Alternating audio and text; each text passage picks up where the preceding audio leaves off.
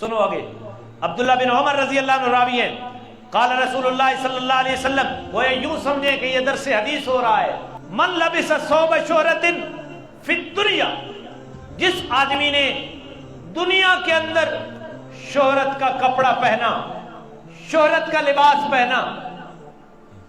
جس آدمی نے دنیا کے اندر کون سا لباس پہنا؟ یہ مہدی والا جوڑا وکھرا ہوئے تو نہیں سمجھ آنی تو پتہ نہیں گھر رہا نہیں ہوتا تو پتہ ہوئے گھڑولی والا جوڑا وکھرا، مہدی والا جوڑا وکھرا، راتی والی روٹی والا جوڑا، سویرے والا جوڑا، یہ شہرت کا لباس ہے۔ اور عورتوں کے اندر یہ مرد کثرت سے اور آج شومی قسمت سے مردوں کے اندر بھی یہ جذبہ اپنے عروج تک پہنچا ہوا ہے۔ اب تو مرد بھی وہ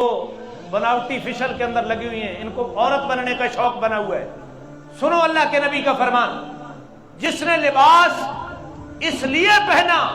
کہ اس لباس سے شہرت حاصل ہو، کہ لوگ کہیں کہ دیکھو اس کا لباس کیسا،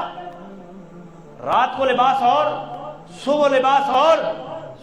یہ تبدیلی لباس کی 24 گھنٹے کے اندر 2 مرتبہ ہوئی، کیوں؟